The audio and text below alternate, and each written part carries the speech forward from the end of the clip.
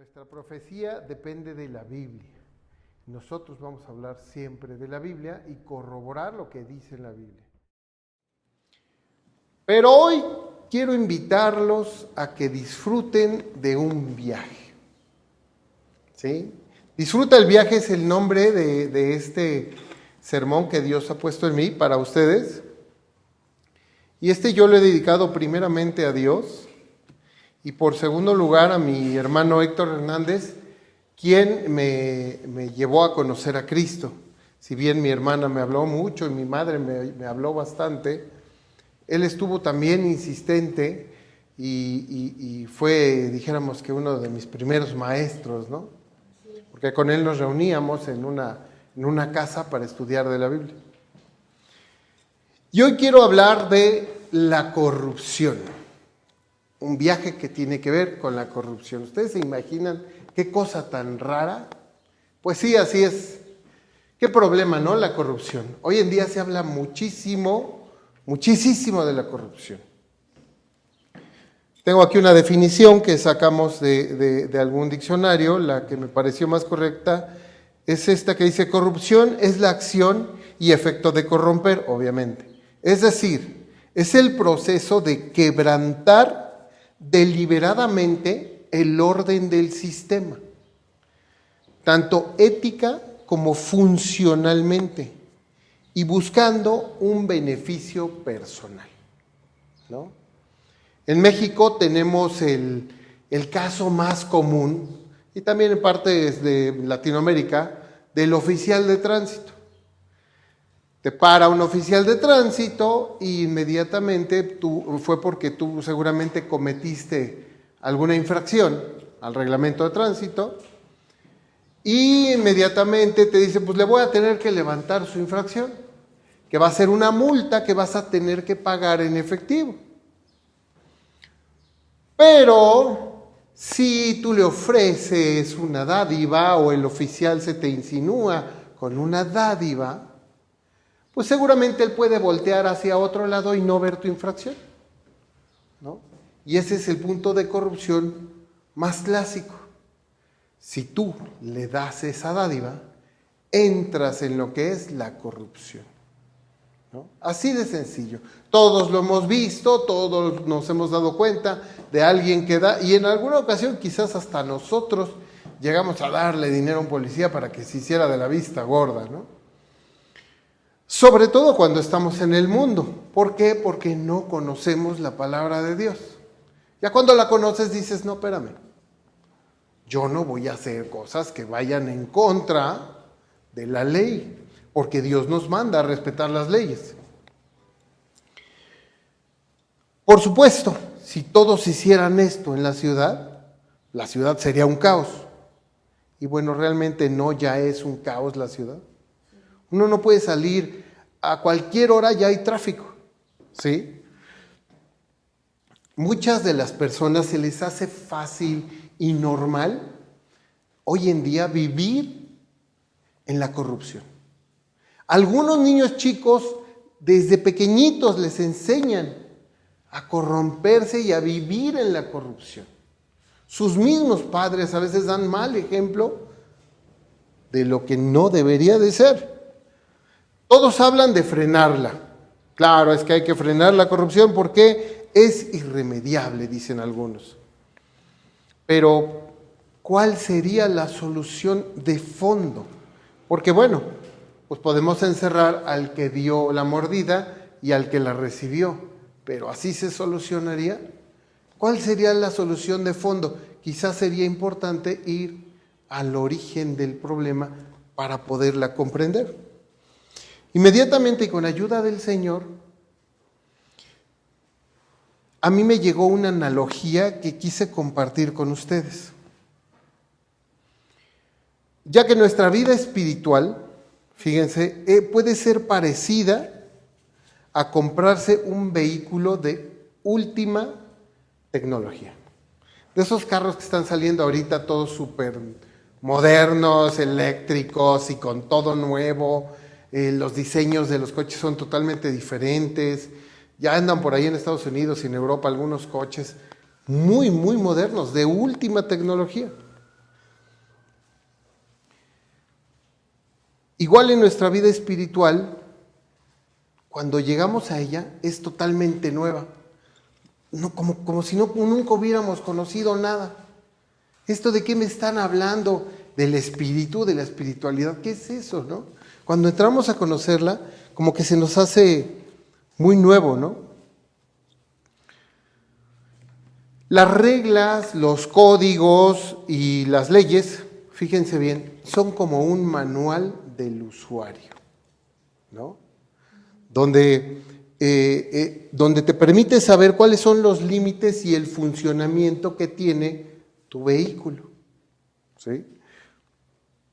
Este paralelismo, fíjense bien, nos va a ayudar más o menos a entender y sobre todo a acordarnos de qué es lo importante que nos va a decir la palabra de Dios. Y quiero que me acompañen, por favor, a Primera de Tesalonicenses, capítulo 5, versos del 17 al 23. Primera de Tesalonicenses, capítulo 5, verso 17 al 23. Primera de Tesalonicenses 5.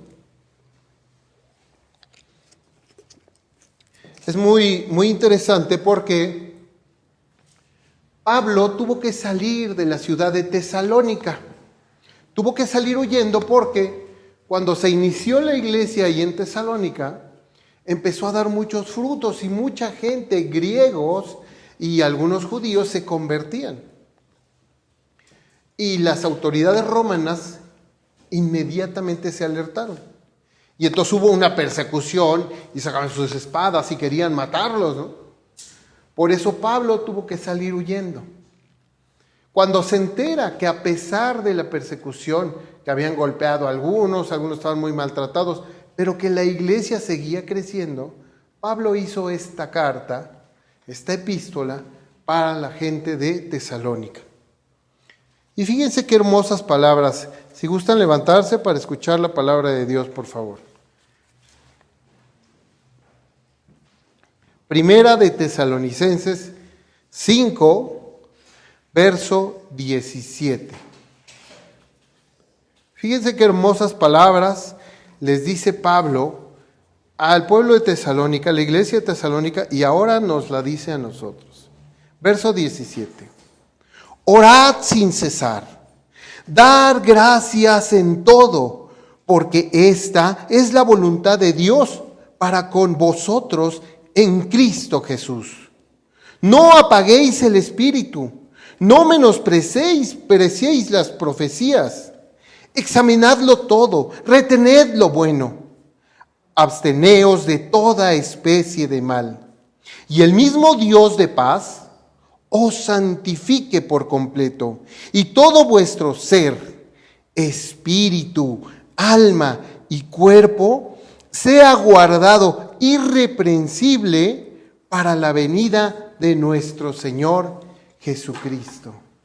Padre del cielo, te damos gracias por esta palabra tan hermosa, que parece que dice cosas muy sencillas, pero a profundidad son cosas que debemos de guardar en nuestro corazón y ponerlas por obra cada día de nuestra vida.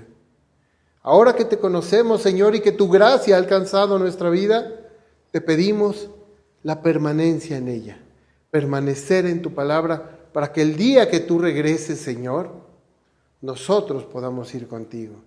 Que eso es el principio de nuestro más grande y hermoso viaje.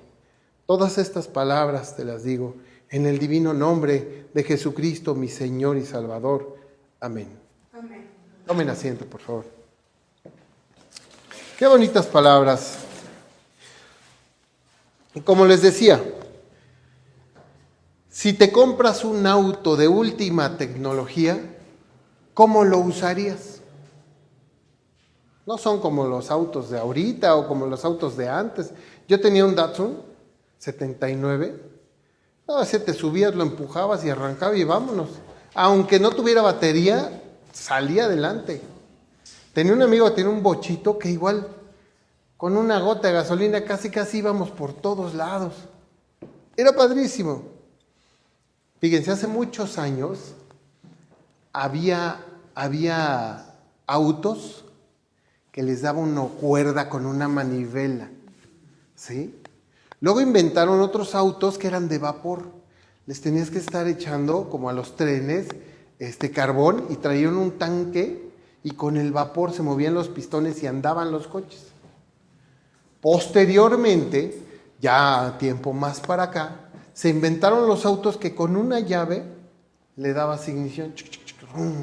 Tenía una cosa que se llama marcha, ¿no? Ahora también lo tienen algunos coches, sobre todo los de combustión interna. Sin embargo, ahora los coches eléctricos, también algunos coches de combustión interna, ya no son así. Ya ni siquiera llave de fierro traen. No sé si se han dado cuenta. Tienen un botoncito de arranque. El arranque del vehículo. Es lo que vamos a estudiar ahorita. En nuestra vida con Dios, ese arranque va a ser, ese botón de arranque va a ser la oración. Todo comienza por la oración.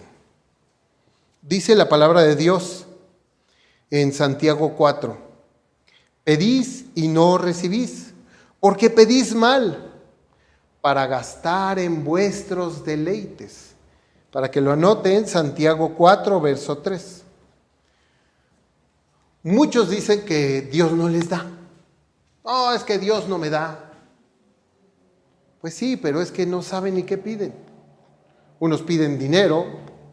Yo conozco un amigo que pidió un Xbox, ¿sí? Y no se lo dio, ¿sí? ¿Por qué? Porque Dios va a suplir tus necesidades. Ya lo habíamos visto. Dios no va a cumplir tus deseos. No es un genio de la lámpara. Él va a suplir tus necesidades. Otras veces le reclamamos a Dios que por qué no nos ha dado. Dios, ¿por qué no me das? Sí, pero si Dios no te conoce o te conoce, ¿a quién va a conocer a Dios? Fíjense, vamos a poner un ejemplo.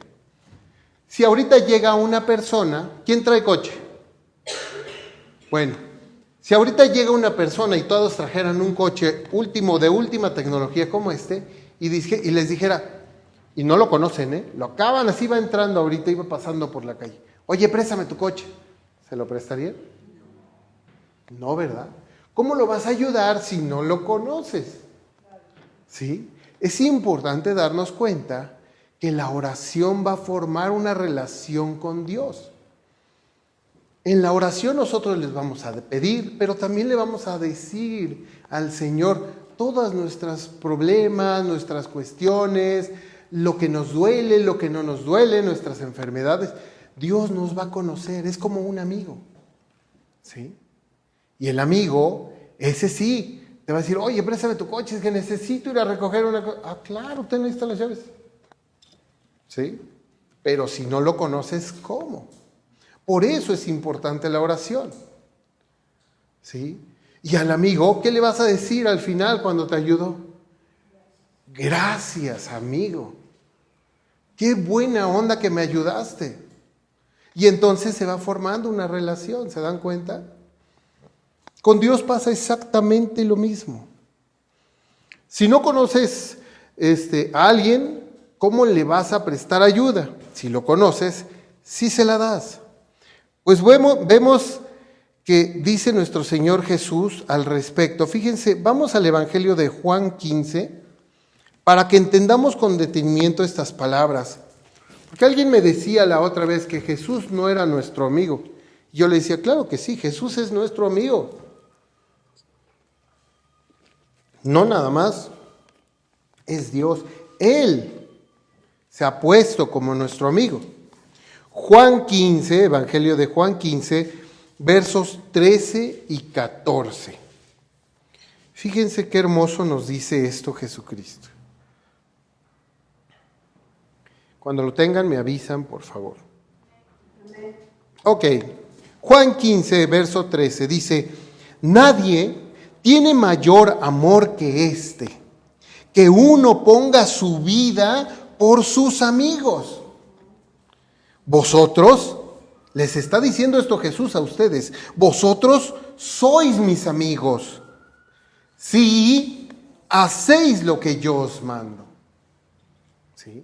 Porque muchas veces tenemos un supuesto amigo que tú lo ayudas y le aconsejas y sigue igual. Todo lo que le dices le entra por un lado y le sale por el otro. ¿Ese amigo te está escuchando? Entonces no es tu amigo. Bueno, con Jesucristo pasa exactamente lo mismo. Si nosotros lo escuchamos y hacemos caso, como dice él, si hacéis lo que yo os mando, vosotros sois mis amigos. ¿Se fijan qué hermoso? El ser humano, fíjense, y sobre todo porque hay que entender que Dios ha creado todo lo que conocemos. Creó las plantas, creó los minerales, creó los animales, creó el mar, el cielo, la tierra, creó todo. Y el ser humano tomó esas cosas y con la creatividad que también Dios le dio, porque dice que somos a su imagen y semejanza, bueno, con esa creatividad que también Dios le dio, hace los inventos humanos, como ese bello coche de última tecnología. ¿Se dan cuenta? Por tanto, ¿qué tenemos que decirle a Dios? ¿Reclamarle o agradecerle? Por supuesto, hay que agradecerle a Dios nuestro Señor, porque Él nos ha dado todo lo que tenemos. Por eso dice en Primera de Tesalonicenses 5, que es nuestros versos que estamos estudiando, en el verso 17 y 18, fíjense que dice: orad sin cesar. Dad gracias en todo, porque esta es la voluntad de Dios para con vosotros en Cristo Jesús. Si nosotros le damos las gracias, Él dice: ay, qué buena onda, pues te sigo dando. Pero si tú le prestas a alguien algo y ni siquiera te da las gracias, la próxima vez no le presto nada. ¿Sí? Dios quiere que le agradezcamos. Dios quiere que le alabemos. Dios es espíritu, dice la palabra de Dios, y en espíritu y en verdad quiere que le alabemos. ¿Sí? Y ese fue el arranque del vehículo. Pero vamos a un segundo punto, porque hay que conocer el manual del usuario. ¿Sí? Tú te subes al vehículo y el vendedor te dice: mira, en este botón usted lo prende. Así padrísimo. ¿Y cómo lo echo a andar? ¿Cómo se maneja? ¿No? Porque pues algunos hasta el volante ya es diferente, ¿no? Y tienen las direccionales aquí en el volante y el radio, y ahora ya está el teléfono y el estéreo en el volante, ¿no? Muchos manuales nos dicen, fíjense bien, lea las instrucciones antes de usarse. Y yo se los puedo decir como hombre, y quizás los caballeros que están aquí, los hombres no usamos los manuales. ¿Para qué? Si yo puedo. Y llega el aparato nuevo y lo abres y lo conectas y ahí le estás picoteando hasta que le das. Pero no usamos el manual. Muchas mujeres tampoco. A veces nuestra soberbia no nos permite recibir instrucciones. Nos la dan, pero nosotros no las oímos. Y así todos nos aventamos a una vida sin saber ni tantito de qué se trata esta vida. ¿Se dan cuenta cómo es importante? Dice el apóstol Pablo, seguimos en Primera de Tesalonicenses 5, pero ahora el verso 19 y 20.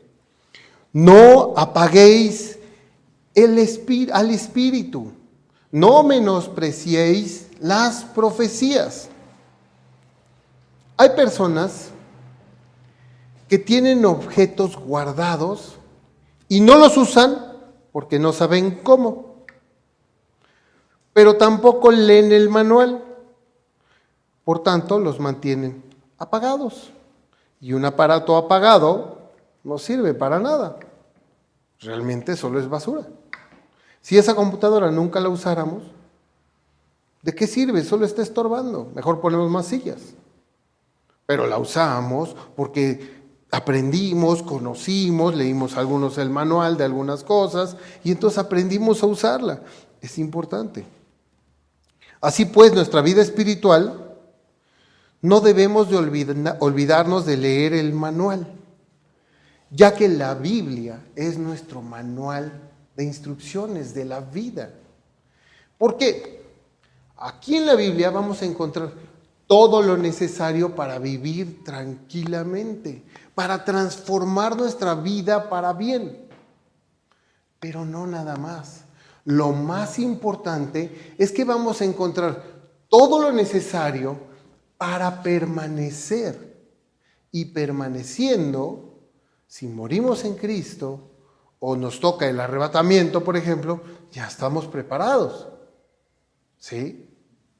Los que no saben qué es el arrebatamiento es cuando Cristo va a regresar y se va a llevar a todos los que estén en Cristo. ¿Sí? Y en la Biblia viene todo lo necesario para saber esas cosas. La palabra de Dios tiene tanta sabiduría que por siglos nos ha servido a los hombres, y por eso Pablo le dice a Timoteo en 2 de Timoteo 3, acompáñenme a ese verso que es hermoso. 2 de Timoteo, capítulo 3, versos 16 y 17.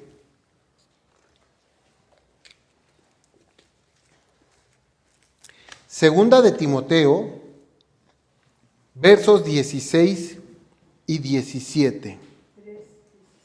Sí, segunda de Timoteo, capítulo 3, versos 16 y 17. Empieza con toda escritura. Cuando lo tengan me avisan.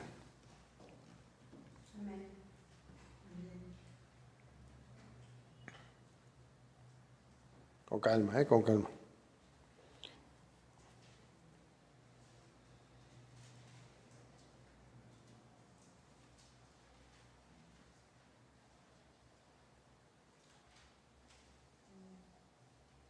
Fíjense, dice, segunda de Timoteo, capítulo 3, verso 16.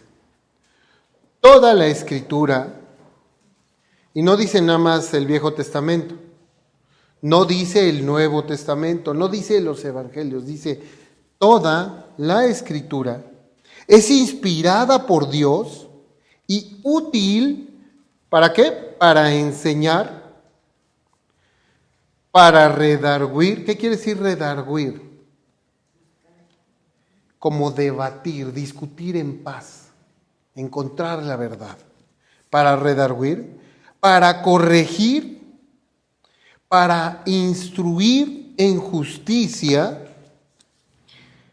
a fin de que el hombre de Dios sea perfecto, eternamente preparado para toda buena obra. ¿Sí? Para eso sirve la palabra de Dios. Es nuestro manual de usuario. Mi hermano Héctor Hernández me lo decía, pero cuando él me lo dijo, yo estaba en un periodo de transformación y yo no lo comprendía. Yo me decía, bueno, pues la Biblia tiene profecías y eso, ¿a mí qué?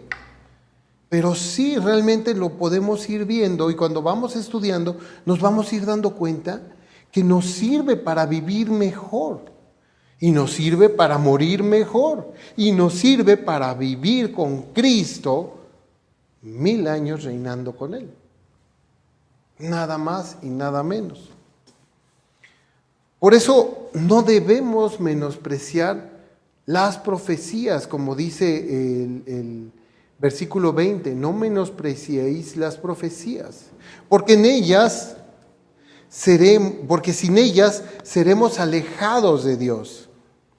Fíjense, esto lo dijo el apóstol Pedro en el pórtico de Salomón, en un hermoso discurso que está en Hechos 3, 22 y 23. Vamos a mover nuestra Biblia para ver si es cierto.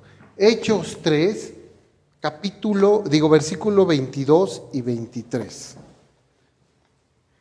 Libro de los Hechos de los Apóstoles, capítulo 3, versos 22 y 23. Después de los evangelios de Juan, Mateo, Marcos y Lucas, viene Hechos de los Apóstoles.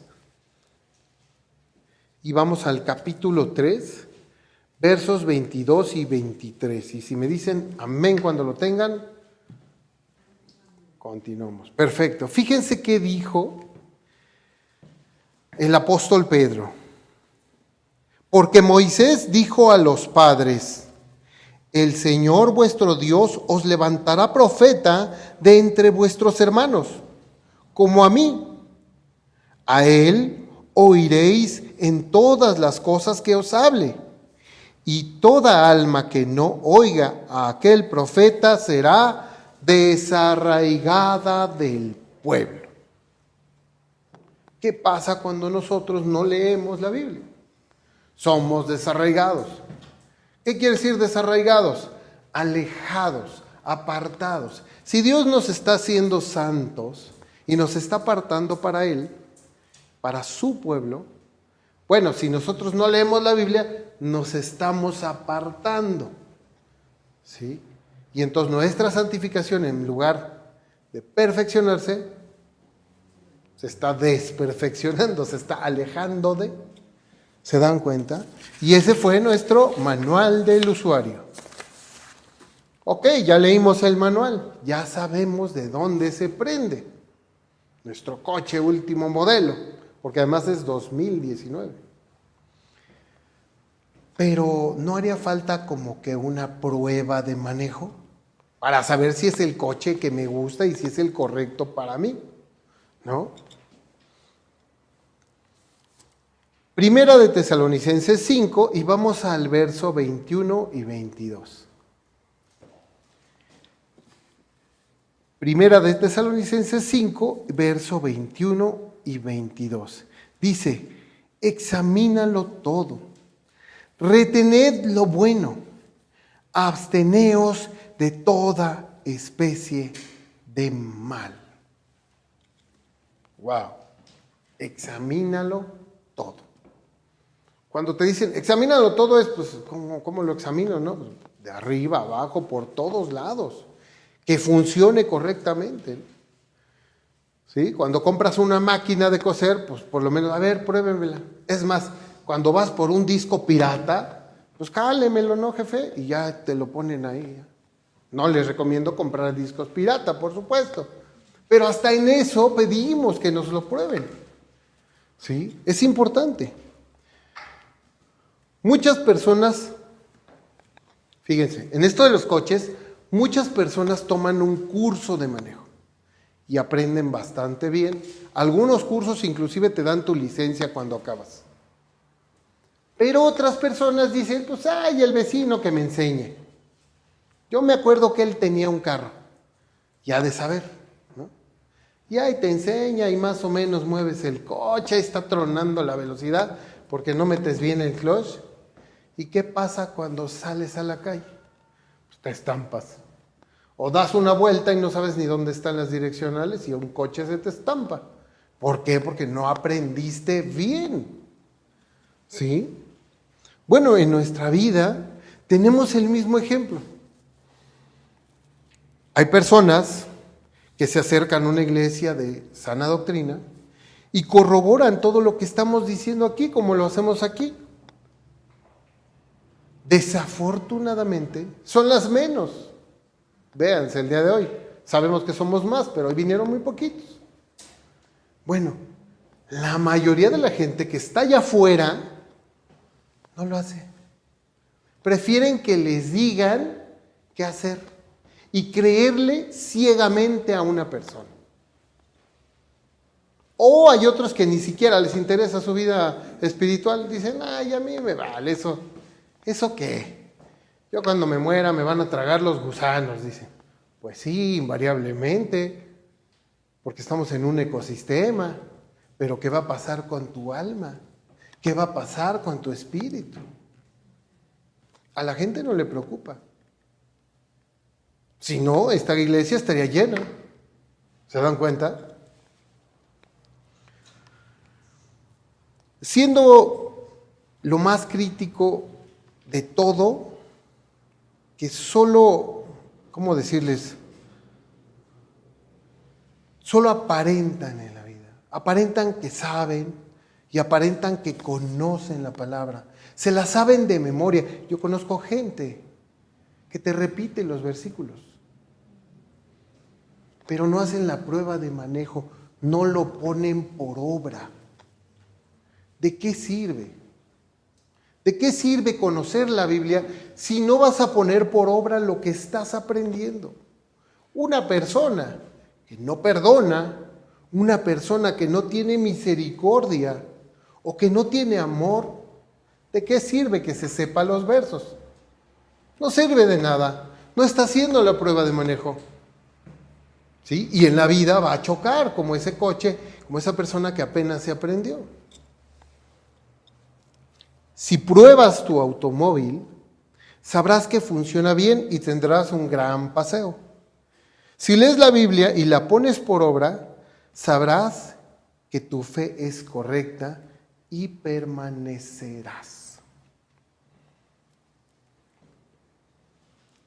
Como lo dijo el apóstol Santiago en el verso 2, en el capítulo 2. Acompáñenme a Santiago 2, porque esto es súper revelador.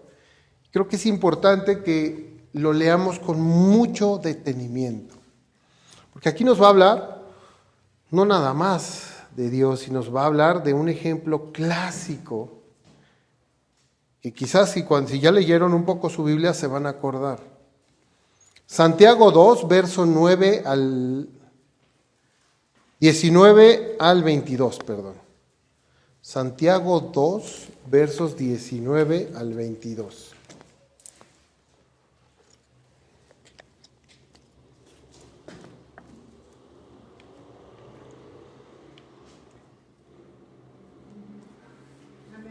Esto muchas veces nos lo han dicho, y lo van a recordar ahorita que lo empiecen a leer.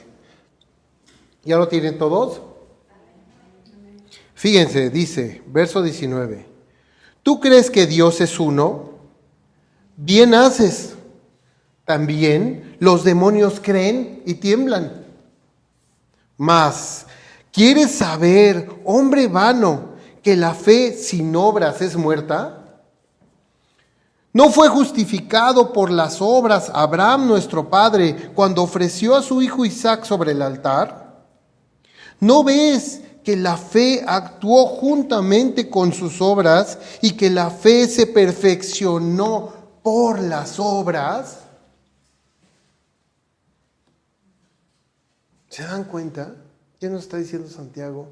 La fe se perfecciona con nuestras obras.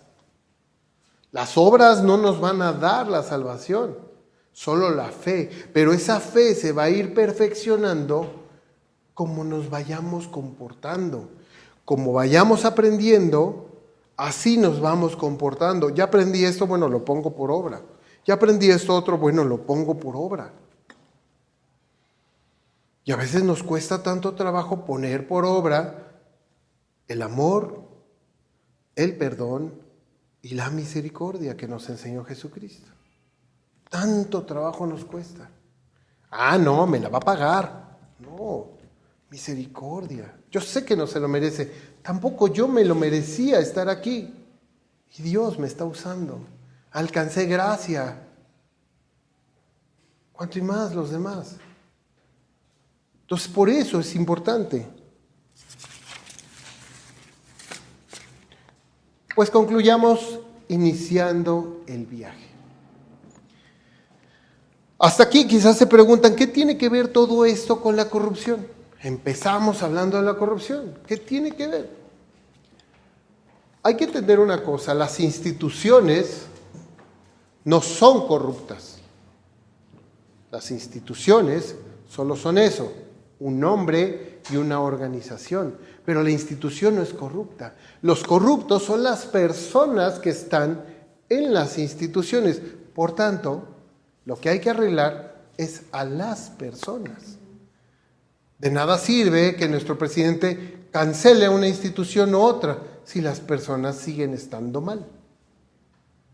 ¿Sí? El caso de nuestro automóvil. nuevo, de última generación. Cuando lees tú el manual te dice dónde ponerle gasolina, dónde ponerle aceite y dónde ponerle agua. Cómo te puedes echar para atrás o cómo te puedes hacer para adelante, inclusive virar. Si tú todo eso lo haces mal, no te quiero decir la cuenta tan cara que vas a tener que pagar. ¿No? Carísima. Porque además es un carro 2019, ya se acuerdan que les dije. Entonces son caros, todo es caro, hasta el seguro es caro. ¿Sí? Bueno, pues en nuestra vida espiritual también pasa lo mismo. Todos nosotros, en lugar de leer el manual, en lugar de orar, todo lo hicimos mal, o la mayoría de nosotros. Cuando estábamos en el mundo, todo lo hacíamos mal. Las personas que se corrompen, todo lo hacen mal, así como ese coche. Ese automóvil está corrompido porque está todo mal, el aceite en la gasolina y la gasolina en el agua y así. También las personas están mal porque no conocen, se alejaron de Dios. Y como no conocen a Dios, como no conocen la Biblia, no conocen su manual, pues obviamente todo lo hicieron al revés. ¿Sí? Por eso es importante que nosotros comprendamos estas cosas. Hay que entender que Dios nos hizo rectos. Dice la palabra, Dios los hizo rectos.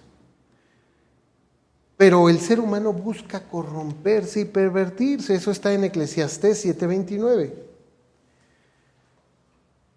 Romper las reglas y hacer mal uso de estas nos ha llevado a estar como estamos.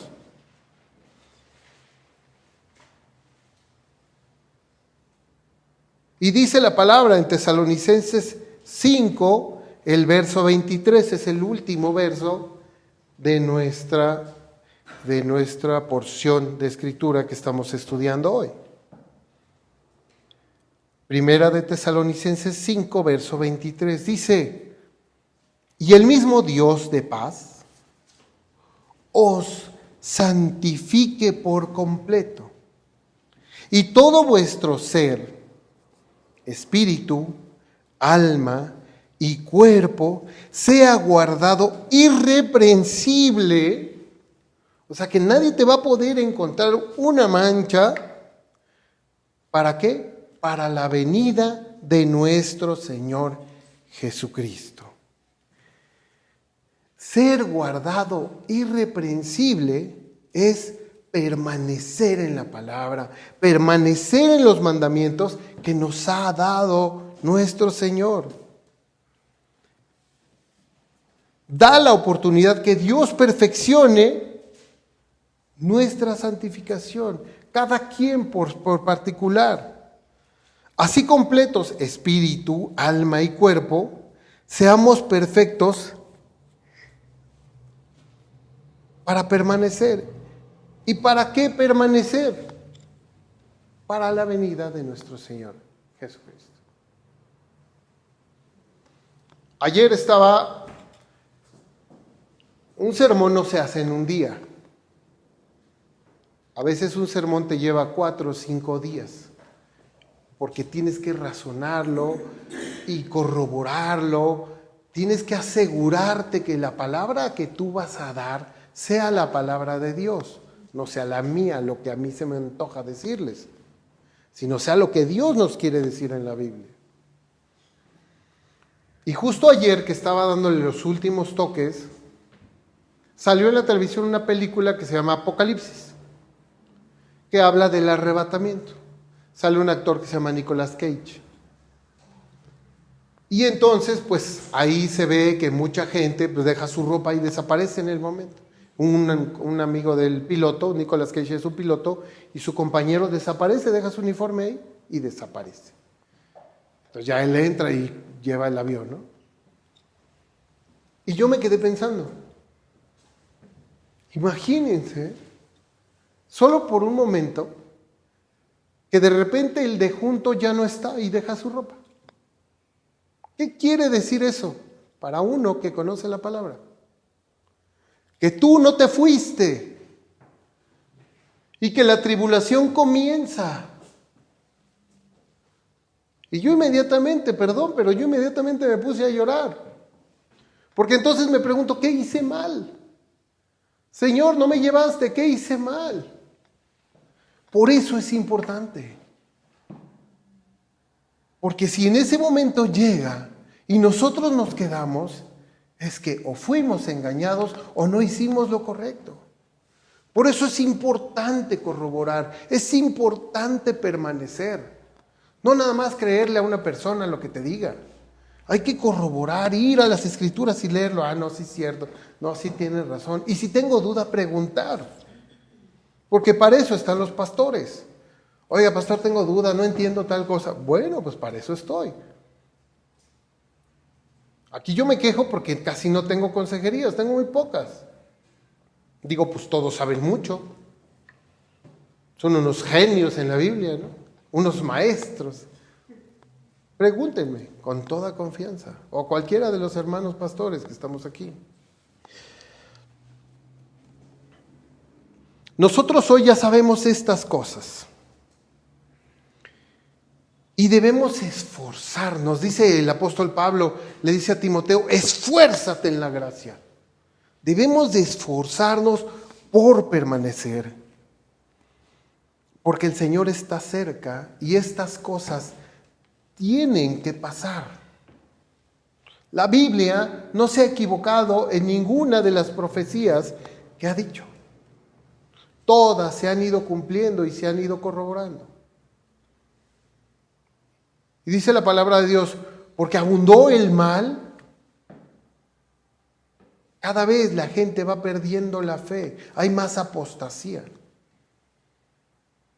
Y lo podemos ver por gente que ha engañado a otra gente y entonces se enfría la fe de muchos. Dice la palabra, la fe de muchos se ha enfriado. Es importante que nosotros sigamos adelante. Ahora ya sabemos cómo inicia el problema. Nosotros no vamos a poder, todos juntos ni siquiera, vamos a poder acabar con la corrupción. No somos quien pueda arreglarlo. Nuestras fuerzas, inclusive las del presidente, están limitadas. Por eso tenemos que dedicarnos a nosotros mismos, arreglarlos nosotros. Lo que diga el vecino o lo que haga el vecino es su problema. Tengo que corregirme yo, a mí mismo. No voy a salir a la calle a arreglar a los demás, no. Primero arréglate tú. Oremos sin cesar, dando gracias a Dios por todo. Yo les decía el otro día, cuando amanecen, den gracias. Cuando coman, den gracias. Cuando se vayan a dormir, den gracias, porque llegaron al final del día. Y si vuelven a amanecer, den gracias nuevamente. ¿Cuánta gente no amanece?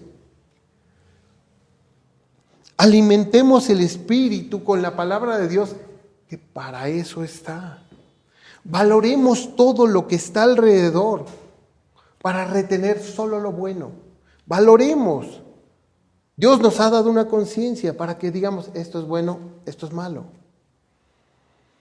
Alejémonos de caer de la maldad y confiemos, sobre todo mucha confianza, que Dios haga su obra. No es nuestra, es la obra de Dios.